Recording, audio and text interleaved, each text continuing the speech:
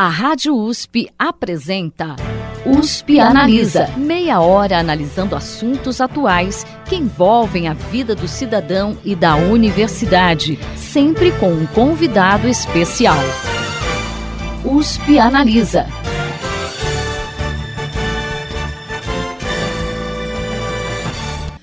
Mais de 237 mil fundações privadas e associações sem fins lucrativos compõem atualmente o terceiro setor no Brasil. Além de gerar empregos, essas instituições são fundamentais para preencher lacunas deixadas pelo poder público em serviços de saúde, educação e assistência social, entre outras áreas. Para discutir a importância do terceiro setor, o USP Analisa de hoje recebe o jornalista, educador e consultor Fernando Rossetti Ferreira. Fernando, seja bem-vindo ao USP Analisa. Muito obrigado, Thaís. Fernando, quando a gente fala em terceiro setor, a gente se depara com uma miscelânea de siglas, né? ONG, OS, OCIP, entre outras. Afinal, como que está organizado o terceiro setor no Brasil? É verdade, tem essa miscelânea de siglas e, na verdade, como enquadramento jurídico mesmo, você só tem duas figuras jurídicas. Uma são as associações ou as fundações. Então, o terceiro setor todo, ONG, OCIP, Organização da Sociedade Civil, que é um termo que hoje se tem usado para terceiro setor, tudo isso ou é uma associação ou é uma fundação.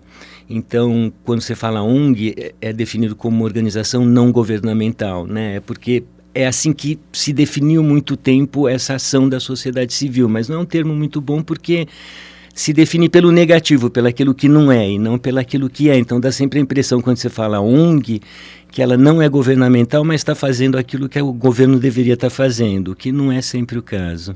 E, na verdade, nenhuma delas tem fins lucrativos, então. É o que caracteriza elas, tanto que o termo técnico é fundação privada e associações sem fins lucrativos, que a gente chama tecnicamente de FASFIL, que é como o IBGE, o IPEA, o GIF, a BUNG trabalham essa categoria. Tá certo. Em 2016, entrou em vigor o Marco Regulatório das Organizações da Sociedade Civil, que foi uma legislação que trouxe mais transparência às parcerias entre essas organizações e a administração pública. Esse marco foi positivo para as organizações? Como que está a adaptação a ele após esses 3 anos de implantação? O marco foi uma iniciativa muito positiva, mas aí o contexto político complicou bastante, porque foi durante ainda o governo da Dilma, que tinha uma perspectiva bem negativa em relação às ONGs, mas essa foi uma iniciativa das iniciativas positivas durante aquele governo. Mas depois, quando você tem crise econômica, como a gente vem tendo desde 2013, aí a situação ficou muito difícil para as ONGs. Então, mesmo tendo um novo marco regulatório que simplifica a relação das ONGs com o governo, no geral, os recursos para ONGs diminuíram muito. Então, teve um avanço ligado a um governo, mas os governos que vieram depois, na verdade, retrocederam, e esse governo atual está retrocedendo ainda mais o apoio a esse campo. E mesmo porque esse marco, a elaboração dele teve a participação também dessas organizações, certo? Foi muito participativo, foi um trabalho bem participativo mesmo, um trabalho de uns 2 anos, 3 anos, e teve um resultado bem interessante mesmo. Tinha outras coisas que se queria na época desse marco regulatório, mas se conseguiu, o principal mesmo foi um novo contrato, digamos, quando uma ONG se relaciona com o governo, é um novo tipo de contrato que se faz, que é mais simples, mais adequado ao perfil dessas organizações e aumenta a transparência, como a gente estava falando. Então a adaptação realmente hoje está meio complicada, né? Tá menos pelo marco propriamente dito e mais por esse contexto que eu estava falando, que é o contexto político, a visão da sociedade sobre as ONGs, uma espécie de uma criminalização das ONGs, como se todas as ONGs quisessem roubar dinheiro, coisa assim. O que é ONG, né? O que é Organização da Sociedade Civil? O que é terceiro setor? Terceiro setor é esses 237 mil organizações, que é bastante, né? A gente está tendo uma queda importante no número de organizações, teve uma queda de 14% de 2013 para 2016 no número de organizações. Mas elas cumprem várias funções, desde funções de identidade, né, o Centro da Cultura Gaúcha, ou a Associação de Xadrez, até organizações a Associação do Bairro, que está cuidando da praça, das ruas, né?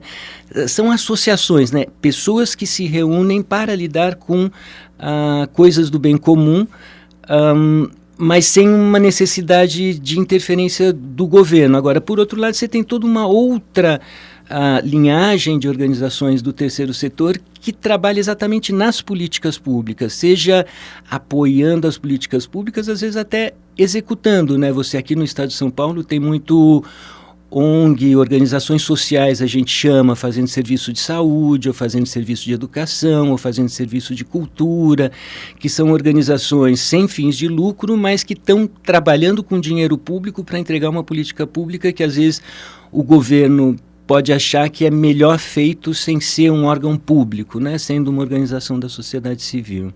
Ou seja, elas são realmente importantes para a sociedade. A gente dificilmente teria alguns serviços de qualidade, né, na educação, na saúde, sem ter o apoio dessas organizações. A gente fala que você é colega jornalista também, né, que a imprensa é o quarto poder, mas digamos, é o quinto poder, né? Qualquer democracia forte e estável tem uma sociedade civil muito organizada. São pessoas que se reúnem para cuidar das questões públicas, né? Então elas têm um papel super central na sociedade, em qualquer sociedade que tenha uma democracia vibrante. E no último World Giving Index, uma espécie de ranking de doações feitas a organizações do terceiro setor, o Brasil caiu 47 posições. O total de doações realizadas, né, representa 0,23% do PIB nacional. Você acredita que falta incentivo a essa cultura de contribuição por parte de grandes empresas? Na verdade, o Brasil é um país muito concentrador de renda, né? No geral, a gente é um dos países mais desiguais do mundo. Você tem uma elite, 1% aí, que concentra quase metade da renda nacional. Então, tem problemas que vão além do incentivo fiscal propriamente dito. Tem questões que são culturais, né? As pessoas se doam ou não doam. Muito da filantropia no Brasil, por exemplo, no lugar das organizações filantrópicas, das pessoas mais ricas ou mesmo das empresas darem dinheiro para as ONGs fazerem o seu trabalho na linha de frente, elas preferem montar o seu instituto ou fundação e operar o seu próprio programa, né? Muitas vezes reinventando a roda e coisa assim. Então, tem esse problema sério no Brasil da concentração de renda e da falta de cultura de doação mesmo. Bem simplesmente, as pessoas não dão muito dinheiro no Brasil, se comparado com muitos outros países. O outro lado é esse dos incentivos fiscais mesmo, né? Você está tendo uma mudança, inclusive na legislação, teve uma importante agora na Lei Rouanet, que atraiu muito recurso privado para a área pública de cultura, segundo a primeira área de maior investimento no Brasil em terceiro setor é a educação, a segunda é cultura, e a de cultura se atribui à existência da Lei Rouanet, no estado de São Paulo a Lei Mendonça, o município de São Paulo também tem outros incentivos fiscais, mas no geral... O Brasil também na legislação ele joga contra a doação, porque você tem o mais sério mesmo que joga contra as doações é um imposto que chama ITCMD, que é o imposto sobre herança e sobre doações. É o mesmo imposto, é o imposto sobre herança e sobre doações. Então, nos Estados Unidos, por exemplo, se você doa o dinheiro para uma ONG, você não paga imposto nenhum. Se você dá o dinheiro para o seu filho, você paga um imposto muito alto. No Brasil, a mesma coisa é tributada igual, então tem um certo desincentivo à doação, porque eu pago 4% aqui no estado de São Paulo, 4% na doação para uma ONG ou 4% na doação do meu dinheiro para o meu filho. Então, eu não tenho estímulo nenhum a pegar uma parte da minha riqueza, digamos, e colocar na sociedade civil, porque estou pagando mais ou menos o mesmo tributo. Se você tivesse uma tributação bem mais alta no imposto de herança e nenhuma tributação para doação para a sociedade civil, você tenderia a atrair mais dinheiro. Então, sim, faltam incentivos não só para as empresas, para as pessoas físicas mesmo doarem dinheiro, e os incentivos que existem, como os fundos da infância e adolescência, por exemplo, que existem para as pessoas doarem, eles têm uma complexidade ainda que as pessoas acabam não doando. Você deveria poder, no seu formulário de imposto de renda, clicar uma caixinha lá e falar: eu quero doar a parte que eu posso doar para o fundo da criança e do adolescente. Não tem isso, você tem que fazer a conta, você tem que entrar com pedido, é uma coisa... complica a vida de quem quer doar o dinheiro. Então, além de tudo isso, tem desde a década de 2000 que começaram a surgir as CPIs das ONGs, coisas assim, uma desconfiança muito grande da sociedade em relação a essa coisa do terceiro setor ou das ONGs. Então, junta uma cultura de não doação, um ambiente regulatório que não é muito favorável, mais uma desconfiança geral, as ONGs hoje estão com muita dificuldade, mais um ambiente político que a gente vai analisar um pouco, né? Falando exatamente no ambiente político, no início do ano, o presidente Jair Bolsonaro criou uma medida provisória atribuindo à Secretaria de Governo o papel de supervisionar, coordenar, monitorar e acompanhar as ações de organizações não governamentais, organizações do terceiro setor, né? Como que essas organizações avaliaram a mudança?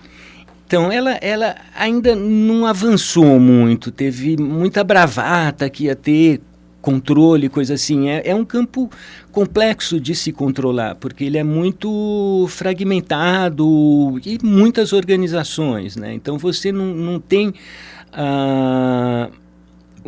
evidentemente dá para você controlar melhor os contratos que você tem com o governo e coisa assim, mas isso já vinha sendo feito, né? Eu acho que teve uma parte de bravata. O mais grave, na verdade, do que essa coisa de que vai controlar as ONGs, que a enorme maioria das ONGs não tem problema controlar, porque elas nem têm tanto dinheiro assim, não é uma área da economia brasileira, ela é importante, mas... tirando as ONGs que estão fazendo serviços públicos, tipo uma Santa Casa, que movimenta recursos importantes, recursos do SUS, coisa assim, a grande maioria das ONGs, mais da metade das ONGs, não trabalha com dinheiro nenhum, é só trabalho voluntário, né? Então, para elas não tem tanto problema a fiscalização, o problema é a participação política, e aí esse governo está sendo muito ruim. A gente vem tendo esses decretos que estão fechando conselhos, né, em várias áreas de meio ambiente, de direitos humanos, conselhos, alguns que foram criados lá atrás na Constituição de 88, e esses conselhos, a Constituição de 88 era chamada da Constituição Cidadã, porque ela criava uma série de conselhos e porque muito da política pública era visto como uma política que deve ser feita pelo governo em parceria com a sociedade civil organizada, né? E esse governo ele vem e meio que fala, não, as ONGs não vão participar disso, nós definimos isso a partir do governo. Então, esses conselhos, que eram lugares importantes de diálogo, de construção, até dos inimigos se encontrarem e dialogarem, encontrarem um ponto comum para fazer a agenda avançar, eles estão sendo fechados. Isso é um retrocesso na democracia brasileira muito importante, é um atraso mesmo. Você fazer um conselho funcionar leva tempo, o conselho adquirir cultura, criar suas políticas, criar seu regimento interno, como é que resolve as disputas, quem é que compõe o conselho, como é que escolhe as organizações. Porque quando a gente fala dos conselhos, né, esses conselhos não eram só pessoas que iam, eram pessoas de organizações que representam campos, que representam causas, né?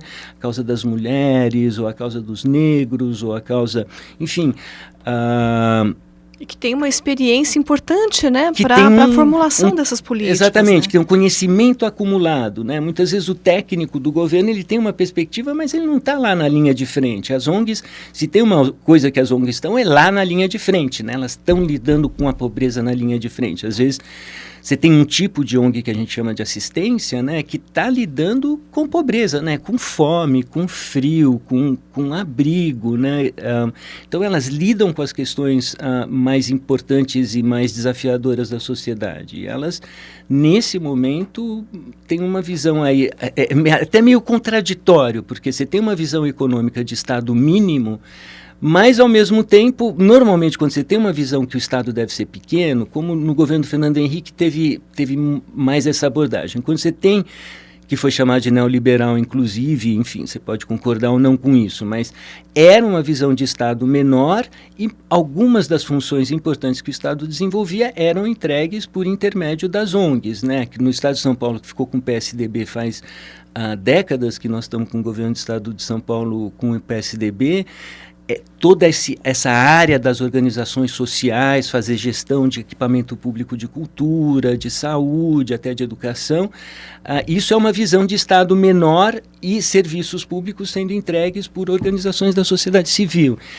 Então, você esperaria que um governo com um ministro que tem uma visão de Estado tão pequeno, aparentemente, teria incentivos para a organização da sociedade civil. Mas o que a gente está vendo é o contrário. É um Estado pequeno sem participação social. Então, não se sabe direito aonde a gente vai chegar. Acho que vamos acreditar que uma ou duas pessoas conseguem resolver todos os nossos problemas, o que não é o caso, né?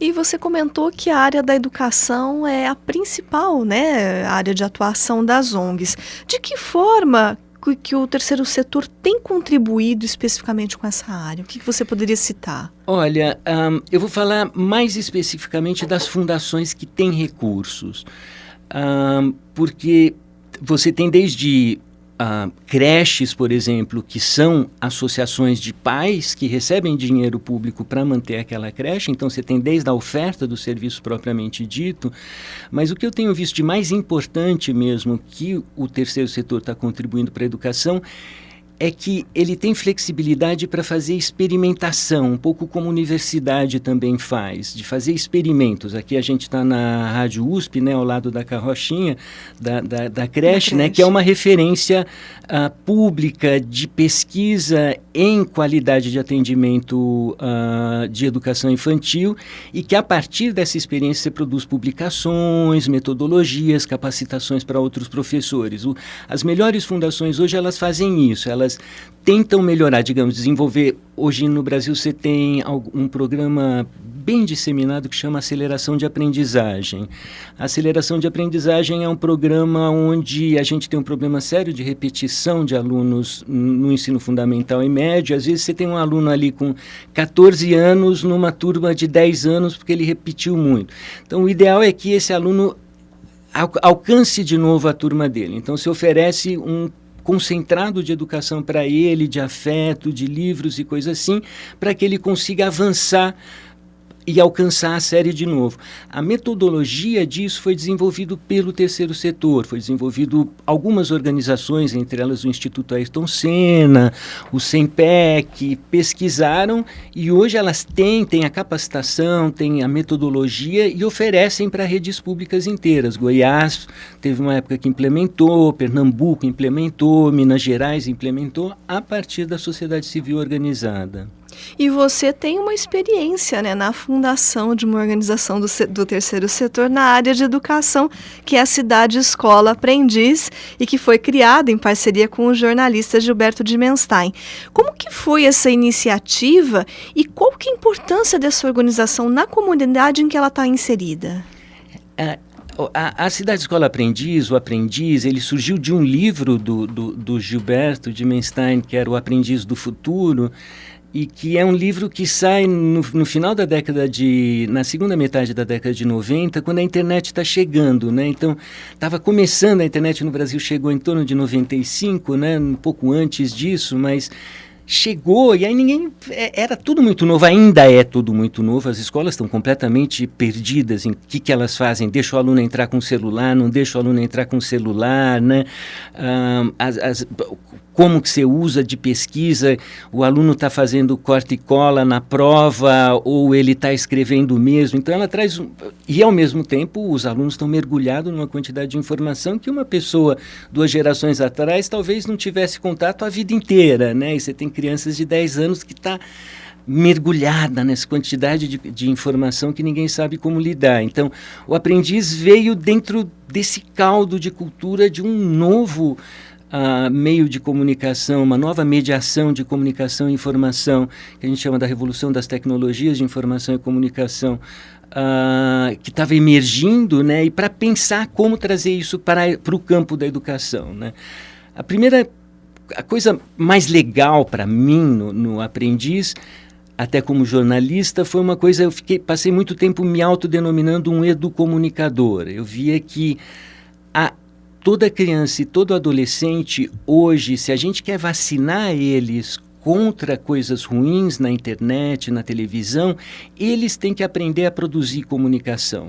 É só se você faz um jornal, se você faz um vídeo, se você faz um anúncio, se você faz o seu site, o seu blog, você passa a entender como funciona aquela linguagem e você é capaz de ler mais criticamente, né?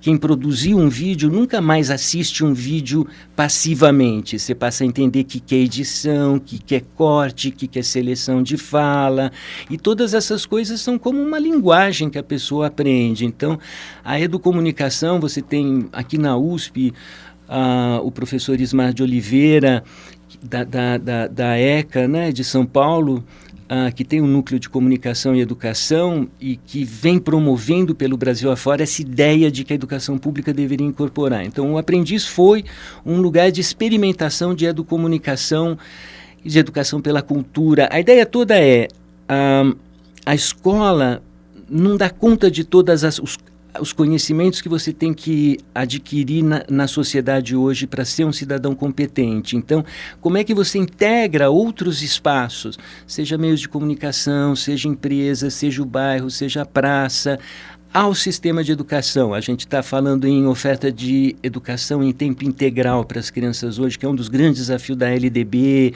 do avanço da educação brasileira, né?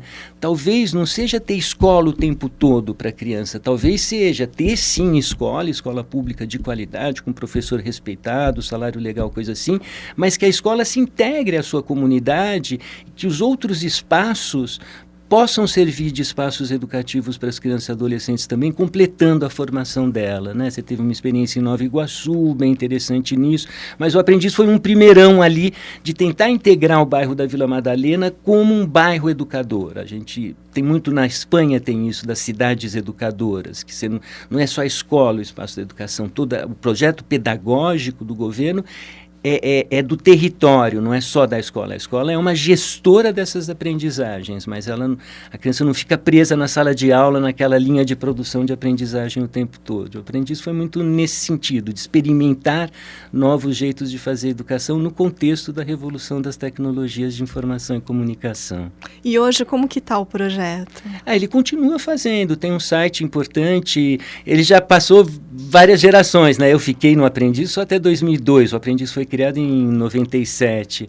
Eu fiquei só até 2002, mas está tendo continuidade. Foi tendo continuidade, continua tendo incidência em política pública, produzindo conhecimento nessa área, como outras ONGs super importantes, né? Você tem, aqui no Brasil, tem 2 ONGs em particular que a educação brasileira seria diferente se elas não existissem. Que você tem, de um lado, a Ação Educativa, lá em São Paulo, que é uma ONG que vem mais da linhagem, eu diria até mais da esquerda brasileira mesmo, veio da Igreja Católica, na origem de movimentos da década de 70, e hoje trabalha muito com a educação de jovens e adultos, a Ação Educativa, e a outra é o SEMPEC, que é outra ONG que também desenvolve metodologias, capacitação de professores e vem tendo contribuições muito importantes. A educação brasileira, se você olhar a educação, a saúde brasileira, a assistência social brasileira, elas devem muito, não só aos gestores públicos que trabalharam nelas, mas também ao terceiro setor. E para a gente encerrar, Fernando, hoje o Brasil, né, continuando na leva da educação, né? Hoje o Brasil enfrenta uma séria redução de investimentos na educação, não apenas no ensino superior, mas também no ensino básico como um todo. Que análise você faz disso e que perspectivas você vê para essa área nos próximos anos? A gente vai ter um problema muito grande por aí? É uma tragédia, né, o que está acontecendo em relação a... É uma tragédia, é muito sério. Tem uma coisa engraçada, se você olha nos Estados Unidos com o Trump, quando estava o Obama, que era um gestor público, na minha opinião, de qualidade, tinha uma visão de política pública, uma visão de direitos, uma visão de justiça social, você teve uma o lado engraçado disso, que você tem um bom gestor e teve uma desmobilização da sociedade civil americana. Com o Trump agora, que tem posições muitas vezes parecidas, né? Dizem que ele é meio o ideal, o guru do nosso presidente, com o Trump, você está tendo uma movimentação da sociedade civil como há muitas décadas, desde a guerra do Vietnã, você não tem tanta manifestação, organização da sociedade civil. Eu estou vendo mais ou menos isso. Essa semana que eu estou dando essa entrevista, a gente tem uma paralisação, né? Uma manifestação no dia 15 agora de maio, né? Faz tempo que não tem uma grande manifestação aqui no Brasil. Vamos ver como é que ela vai. Enfim, estou falando isso antes de ver o que vai acontecer. Mas pode ser que o tiro saia pela culatra, porque a gente está num país democrático, as pessoas têm consciência, estão com acesso à informação. Quem quiser ter informação de qualidade hoje consegue ir na internet e acessar, seja por uma rádio que nem a USP, ou a CBN, ou um jornal, enfim. Hoje tem disponibilidade de informação, então cidadãos têm que ler e, na medida do possível, sair para a rua, né, e se engajar para garantir os recursos da educação, para garantir recursos, enfim. Então, pode ser, eu sou um otimista na sociedade, a minha esperança é que esses movimentos tão negativos gerem uma reação positiva e um engajamento maior da sociedade. É a esperança de todos nós, Fernando. Bom, infelizmente o nosso tempo terminou, nosso programa chegou ao final. E eu recebi hoje aqui o jornalista, educador e consultor Fernando Rossetti Ferreira. E a gente bateu um papo sobre a importância do terceiro setor e falamos também um pouquinho aí de iniciativas na área de educação. Fernando, muito obrigada pela sua presença hoje aqui no USP Analisa. Obrigado pela oportunidade, Thaís. O programa de hoje fica por aqui. Até a próxima semana. Você ouviu USP Analisa, um programa da Rádio USP Ribeirão em parceria com o IEA, Instituto de Estudos Avançados, Polo Ribeirão Preto. Produção do Serviço de Comunicação Social da USP e do IEA. Coordenação, Rosimeire Talamone. Apresentação, Thaís Cardoso.